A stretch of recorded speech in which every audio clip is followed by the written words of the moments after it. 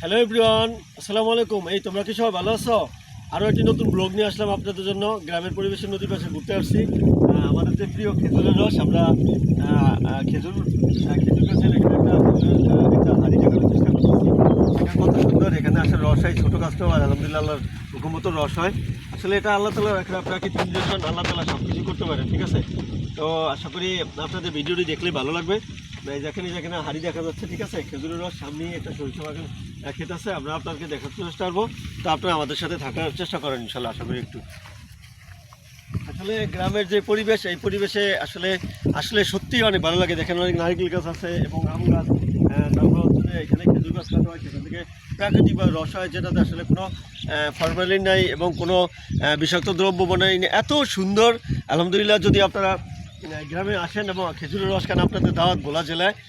আমরা আপনাদেরকে একটু সরিষা ক্ষেতের একটা বাগান দেখানোর চেষ্টা করতেছি এবং সরিষা ক্ষেতের পাশে দাঁড়িয়ে আসলে ভিডিওটা করতেছি।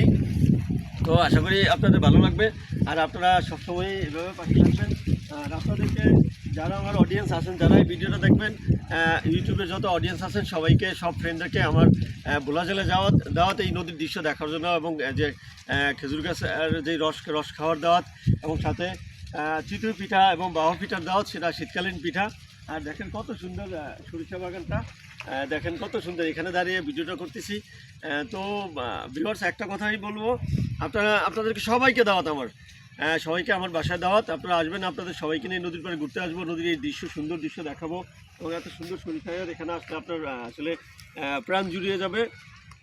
আর খেজুরের একবারে টাটকা রস আপনাদেরকে খাওয়াবো, ঠিক আছে? আপনারা সবসময় আমার পাশে থাকবেন এবং অবশ্যই চ্যানেলটা সাবস্ক্রাইব করে ভিডিওটি লাইক দিয়ে কমেন্ট করে যাবেন। ইনশাল্লাহ নেক্সট আমরা পরবর্তীতে আরও একটি ভিডিও নিয়ে আসবো।